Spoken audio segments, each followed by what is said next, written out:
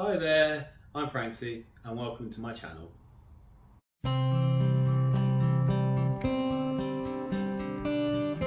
Basically, around the end of the year, everyone does their top whatever games, and I thought I'd try and do the same.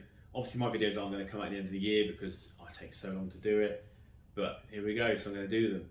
When doing it, I had a look at the amount of time I spent playing games, and the last 2 years, I've spent about half as much time as I did in a normal year, and obviously it's quite weird in the way it's spaced out and stuff. So I thought I'd just do all my lists for lockdown. So from March to the end of December 2021, this is my range of lockdown games. So I'm just going to do the top 10, but then each list is also going to have some sort of honourable mention. And that's basically just going to be a game that could have been on the list but didn't just quite make it, or one that I've deliberately left off the list for a certain reason, which I'll talk about, or it could just be one that's nowhere even near the list, but I just felt like I had a reason to want to mention it. And so with that, let's move on to the list. So these are my top 10 lockdown gameplays. And just to clarify, this isn't the best games I've played, this is the games I've played the most. So the honourable mention for this list is Sushi Go Party, because it only had 5 plays and it just missed out on my top 10s, which had 6 plays or more. So there's a few games that just missed out on this list by a play, but Sushi Go Party is the one that gets the honourable mention. And the reason for this is I only got my copy on Christmas Day 2021. And in that 1% of the time frame, it still managed to almost make the list. So Sushi Go is a simple to learn, easy to play game. All the players are going to get a hand of cards. They're going to draft one at a time to play and pass the rest of the hand to the next player round. And then everyone reveals their played card together at the same time. Then everyone picks up the hand of cards that was passed to them and repeats. You'll do this over 3 rounds. End of each round, you'll have a little scoring phase and reset most of the cards, and it doesn't take long to play out at all. This is the party version, which is added a much bigger pool of cards to choose from, although you'll still only use the same number of different varieties in the game. It also gives a scoreboard, and that makes it easier to track the scores between rounds, and you can also keep little reminder tokens on there of what each type of sushi card does. And it also comes with a different variety of setups that are actually printed in the instruction book. So altogether, this gives it a high amount of variations and replayability. And together, these two elements combined as to why it managed to get this amount of players in such a short amount of time to do so. So number 10, this one got 6 plays and it was Hanabi. So Hanabi is first up, and it's another easy to learn game with strategies to master. A cooperative game where the goal is for all players to build up fireworks displays in numerical order in 5 different suits, where all you'll do is each player is going to lay down a card one at a time in turn order. The catch though is that no one can see their own cards, you just see everyone else's. There's a pile of hint tokens you can spend, and that allows you to give other players clues about properties of the cards, but otherwise you're not allowed any communication between yourselves. The reason this made the list is because of the high level of player strategies that exist. I played games of this years ago on Board Game Arena and been taught by people there some of the different strategies you can do. It's harder to pull them off, I find, in the physical board game, because then it becomes much more of a memory game as well as the rest. But my family brought it round, and they'd mostly only played cards when they play after they'd clued number and they'd clued the colour, so they knew exactly what it was. Sometimes they'd lose cards in their hands, so you'd have to re-clue and so on. So the scores were okay, they were a bit middling.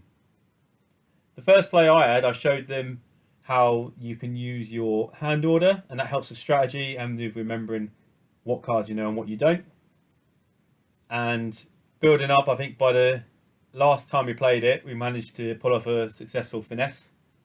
If you're unsure what those are, then there's many guides around the internet. I'm sure you can have a look at them up. But anyway, so every time they brought it around, we played it. We did eventually start to get higher scores. And this is why I got played multiple times, because I really enjoyed learning a new way to play. I've yet to see my family this year, but I imagine when I do, there'll probably be at least one game of this brought around again. The number 9 game with 7 plays is Lord of the Rings deck building game Return of the King. This here is one of the standard deck builders of Cryptozoic. Players use their deck of cards to gain resources, to buy more better cards that have better resources and effects, and they come with points. And the goal is to get the most points by the time the game ends, which is going to be as a small deck built up of boss cards, and when that's over, that's generally when the game will finish. I'd not really heard of this game before I played it. I knew of Cryptozoic deck builders, but one time we went to a local board game cafe and we got it off the shelf. My partner's not really into board games, but she does like Lord of the Rings, and she does play the Harry Potter deck building game. So we thought we'd give it a go. And actually, yeah, quite enjoyed it. So every time I've been back to the cafe, it's always been one of the first games we've picked up and had a play of. And that's why it's ended up being 9th on the list. Number 8 with 8 plays, Quarriors. So where to begin talking about Quarriors? This was one of my first purchases when I got back into owning board games. And since then, I've managed to pick up all the expansions for it. And it has become a family play regular. The game is basically a deck builder, but in dice format. So a dice builder, if you will. The setup chooses a couple of sets of dice and a card to go with the dice. Each card lists what non-generic faces of the dice can do. On your turn, you'll draw dice from your player bag. You roll the said dice, plus any save from previous turns to re-roll from card effects or so on. You will spend points acquired in your roll either to summon creatures you've rolled that turn, or buy more dice from the centre of the play to add to your bag. With all the expansions, there's a lot of dice to go through, and each dice has multiple different cards, so it can have multiple different effects. So while you could have any number of combinations each game, this isn't actually what attracts it to getting repeated plays. And normally, if we play it again and again, or like at the same time, we use the same dice setup.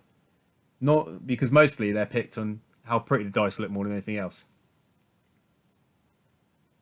The reason why this gets the most plays is because the family like it, they know how to play it, so it'll be one they'll always want to play because they don't play as many board games as I do. And normally it comes out at Christmas time, and on this list, all the plays are basically over the 2 Christmas periods. Anytime in between, it's just returned to the shelves. It's helpful as well for the game that only one player needs to take charge as long as everyone else kind of knows what they're doing. So everyone's got their own dice and they roll, and I'll normally read all the cards. So if someone says they're going to summon that card, I can tell them, oh, it's got an effect when you summon it. Or someone else attacks or defends with a monster, and I'll be like, oh, I know that's got an effect, so this is going to help.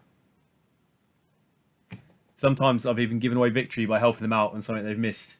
But all's fair, to be honest, as long as they're having fun. So it isn't an enjoyable game, but I would highly recommend getting photocopies of the mats from the back of the instructions, because that would make it easier in case any wandering hands do lose track of where their dice are supposed to be in between turns.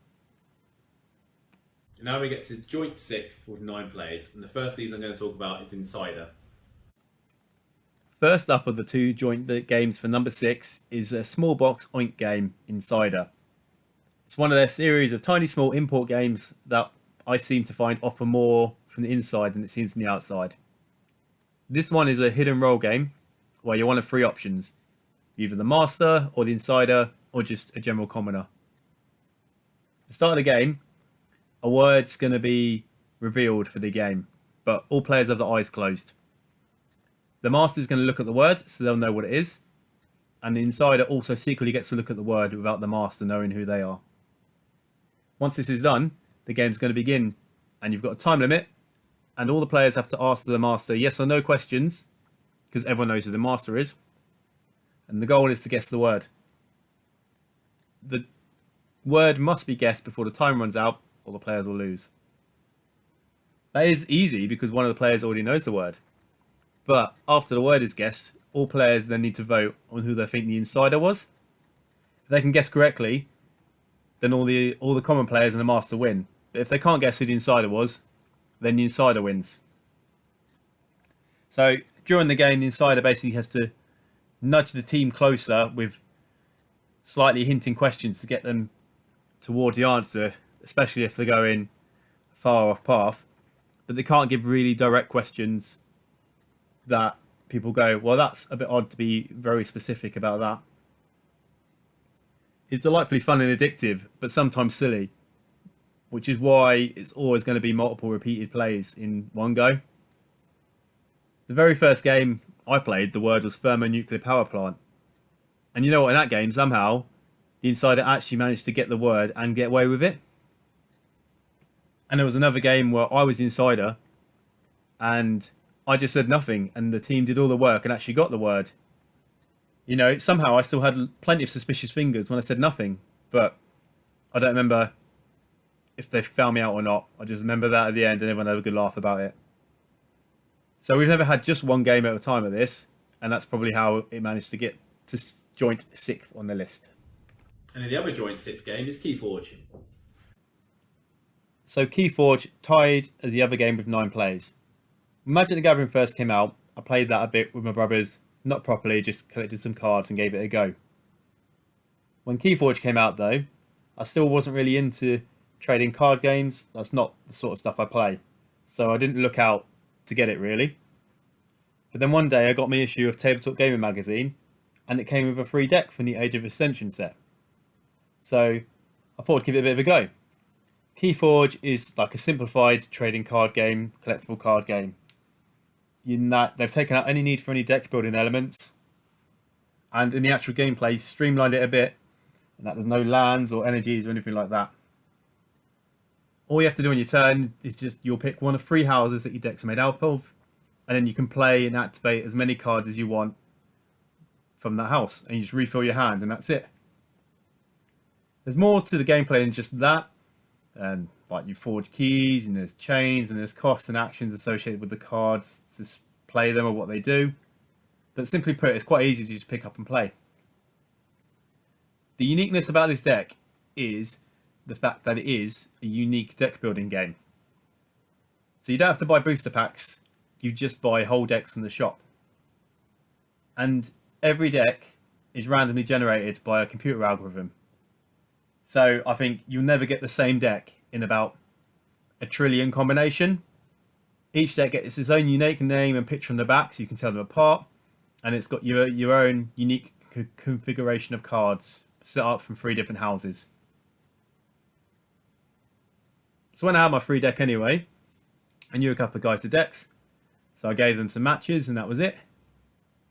Like, even the first time we played it a bit wrong, but it's still simple enough to pick up and play. The rules are actually available online, so you don't even need to buy a starter set. You can just buy a deck and you're ready to go. And I did enjoy it. I got a bit hooked. But I did actually go out and pick up a starter box. So then I had all the little tokens without needing substitutes. Had an actual rulebook I could refer to as well as the online one. And I picked up a couple of decks secondhand at the same time. I got it all off a trading group. And basically I just brought this round to several people. And I was like, this is the game I've been talking about. Let's have a go. So we both just pick a random deck and we just have a match. And yeah, I'm surprised it's not higher on the list with the amount of plays. But 9's still not half bad as well. All of these were like single 1v1 matches. We didn't do any of the competitive variants where you swap decks or this and that. But yeah, 9 plays, not bad. So the number 5 game has 10 plays and Decrypto. A fun word game that someone taught us badly at one games night. But the game has good enough basics, it was still enjoyable. Enjoyable enough that I actually went out and picked up my own copy of Decrypto. So like most word games out there, the box has got a lot of cards with words in them. In this one though, they're all printed in secret, with like the old kind of like 3D blue and red glasses sort of stuff. You have 2 teams, each team's got their own cardboard stand with 4 spaces in it. You slide your card in and the scanner on there reveals what your secret word is. So both teams have got 4 words that the other team doesn't know. Each round, one of the players on each team's a spy for that round. He's going to draw a secret code from a deck of cards, which is just 3 of the 4 numbers in a random order. You've got to make a code by giving out clues for each number so that your team can guess what the code is. So if your code is 312, you'd give a clue for the 3rd word, then the 1st and the 2nd. Both teams do this at the same time, and once it's done, you'll read them out one at a time. First, the white team will do theirs, and then the black team does theirs. When the spies read out his clues, both teams are trying to guess what the code is. They're not trying to beat each other. They'll both reveal their answers, and we'll find out who's right and who's wrong. Both could be right, both could be wrong. The first round's a bit of a pass, because neither team knows anything about the other team. But each further round, you're building up all the clues from the previous rounds. So you're kind of hinting at what each word can be, which can help you with breaking the code. If you manage to break the code and you get it right, you're going to get an interception token. If your team can get 2 of these, you win. If you get your own code right, it doesn't matter. That's your job. However, if you get your own team's code wrong, you get a failed communication token or something. I can't remember what it's called. If you get 2 of these, your team loses. So obviously your goal here is to intercept 2 of your opponent team's codes without failing to guess 2 of yours. There are options where everyone can win or everyone can lose in the same time, and I won't go into those. But part of the package it draws it back in is this. And also the fact that you know what your words are and the other team doesn't. So it can lead to a lot of bluffing going on in later rounds. Because normally you start off, people give kind of easy clues. And when you get to maybe the 3rd or 4th round, if you give an easy enough clue, the other team's going to know exactly what your word is. But they don't know all your other words, and you can use this to your advantage. In our first game, one of our words was monster. I know we're giving out a clue like Frankenstein, I can't remember what else. But the other team had pretty much, they either knew it was monster or they knew basically what it was. We also had library as another clue that they had no idea about. They'd intercepted one of our codes. They only had to get a second interception. So obviously we had to try and stop them doing that. But we had one failed communication. We couldn't get it wrong. But the clue that we gave was Bram Stoker. And that was for library. Because one of the other clues I think we gave was munch. So obviously monster munch. Knowing their words, put it all together. The other team didn't have much of an idea. But the minute they saw Stoker, they went, oh, he wrote Dracula. That's got to be to do with monsters. And just that way we managed to basically sneak through, not get intercepted, and then go on to win the game that round when we managed to get their clue. So I like this a lot. And anytime we play any sort of different word game, like code names, anything like that, I normally end up suggesting and being like, oh, I've got another word game we can try. And most of the time we end up giving it a go after, which is how it's racked up 10 plays just off these recommendations from other games alone, as well as just general, let's play this game.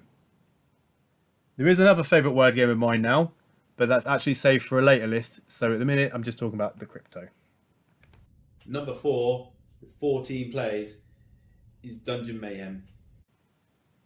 This is technically a combination of games, but as they're kind of standalone, they're all going to go under the Monster Madness title, as that was the game I started with, and the rest are merely expansions to add more characters.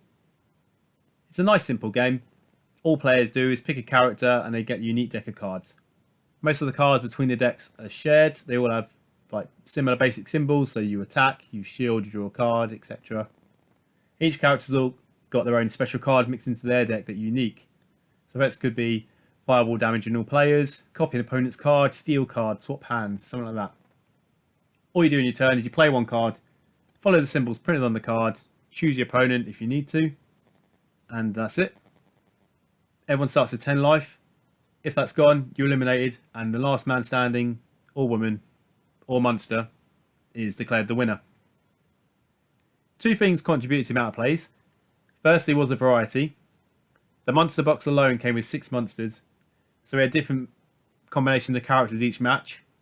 So we, in between games, we'd then swap them around and try different monsters each time. And if one monster had a couple of wins, we'd maybe swap them out for other monsters.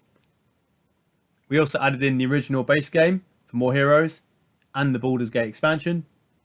So we did have over a dozen different players to choose from.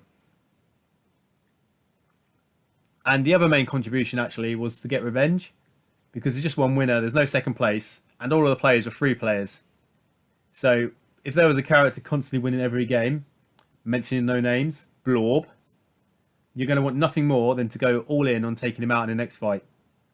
And with the quick pace of the game, it doesn't take long to get set up and get stuck in. And you can fit in a rematch or two.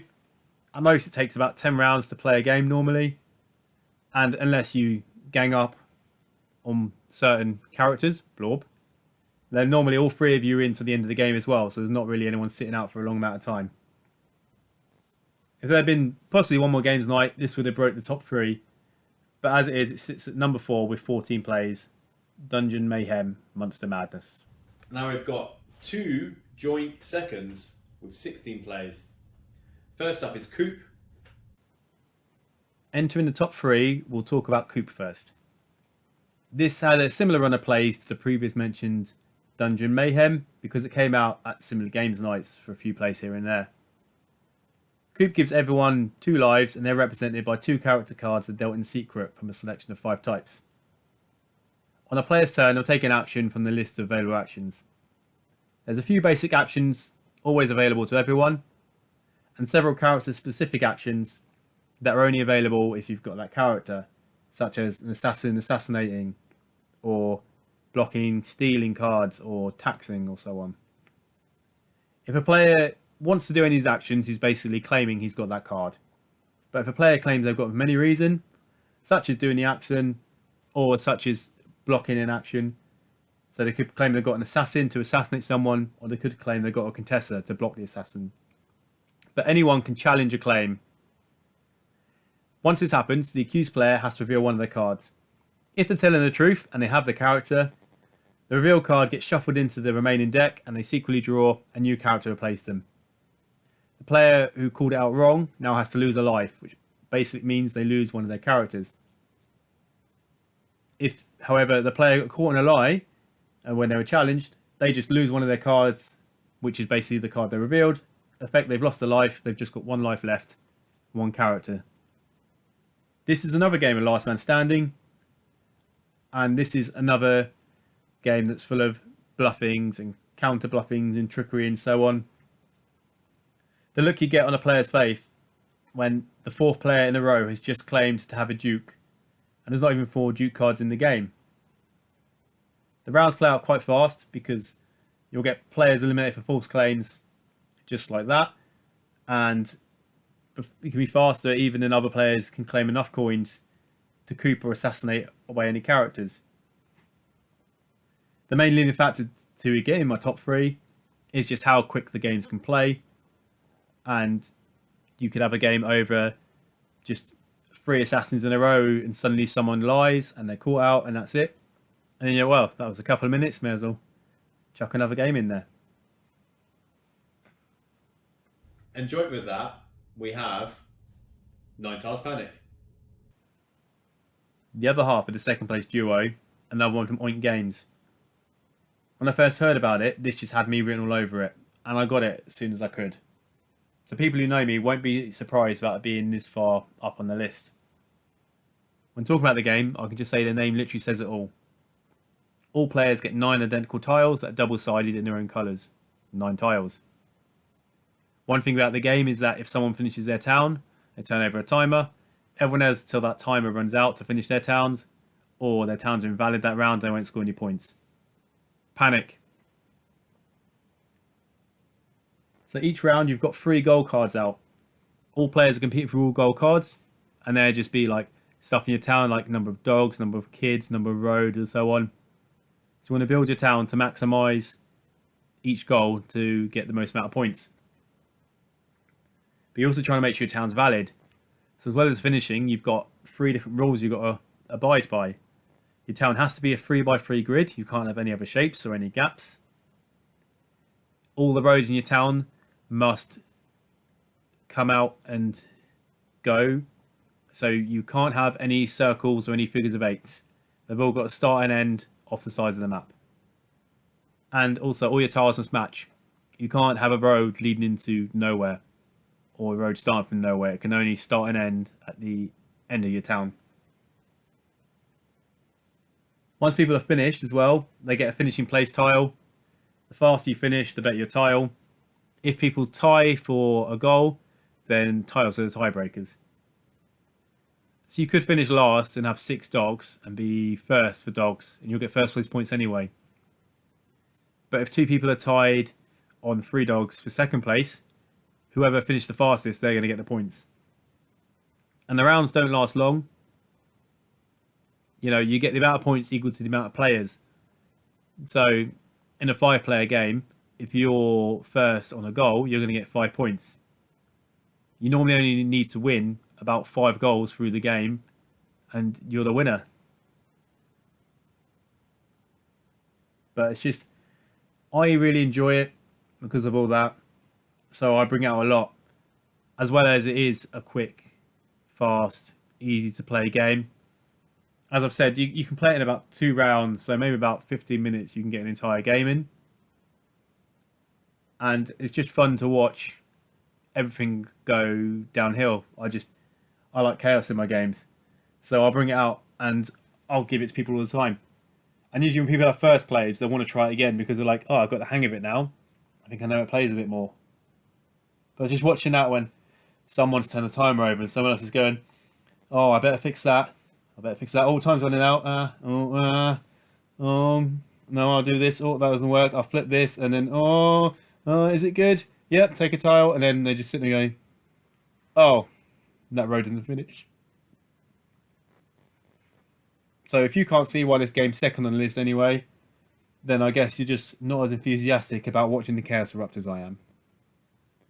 And the final game of the list, number 1, this had 20 plays, and that is The Mind. Here we are at number 1. I've heard some people say I don't consider The Mind a game, but I think it is. It's got a clearly defined set of rules and other stuff involved in the games. People say it's a bit of a psychological thing. It just has that effect about it. I still think it's a game. So you play a number of rounds in this, and it's determined by the number of players. You've got a set number of lives and a set number of special bonus cards. Every round, all the players are dealt cards from a deck of 100 cards, value 1 to 100. You get cards equal to the round. So round 1, everyone gets 1. Round 2, you'll get 2, and so on. Once everyone's signaled they're ready, the round begins. There's no communication at all, and your goal is just to lay all your cards face up on the table in a stack in the middle in numerical order from lowest to highest. If a player misplays, you have to pause there. All cards lower than the misplayed card get discarded and you lose a life. Provided you've still got a life, you'll continue, and as long as you can finish the round, you move on to the next round. Any round you finish, you could gain a life, you could gain a bonus, depending on what the round number is. The rounds tell you what you can get for winning. And these bonus cards, they allow all players to discard a card when used if you all want to play it. So you'll probably use it in later rounds when you've got quite a lot of cards and you're unsure what's going to go on. That's how simple the game is. The reason it gets so many plays though is because you really have to, when you play with the same group, you kind of get to know each other and know how it works. And also as well, after people play a bit more, they start to get more in sync and they decide to go, oh no, we can definitely do it this time, let's do it again. So not many, I've had 20 plays of this, but it's not been with 20 groups at all. It's probably been with about 5 or 4 different groups. There'll be one group where you kind of get in sync, so you know roughly when people are putting down 50s, 60s, 80s and so on. Then when you get to the next group, you stood there holding a 31, 32 and you're like, this might be about the time. And someone across the table puts down 89 and goes, is that right? Yeah. And then you'll work out, oh no, it's not. And then you'll obviously, later rounds, they get a bit more in it and you go, oh, let's try again. Sometimes as well, it can be funny just to watch 2 guys having a stare off because one's got 98 and one's got 99. And just seeing who's going to budge first because they both think they've got the highest card. And then there's always, you get those games where you can just about taste victory. And then you just 50, 51, 52. And then someone goes 55 and the 54 is just missed and that's your life gone. I've yet to win a game yet. Come close a couple of times. And it's normally been the last play or 2 of a group. So one day I am going to get the fabled win. One day. So that was it. the top 10, well, top 11, including the extra one, and the first of my top 10 lists to come. So hopefully you enjoyed it. Might give you a bit more insight to the sort of games I like, so you'll know what to expect on my list. Probably not though, because I've got a few weird lists coming up, a few crazy, and just a few options that you don't even know why they're on there. But thanks for watching. When the next top 10's up, there'll be a link around here somewhere. Otherwise, hope to catch you again soon.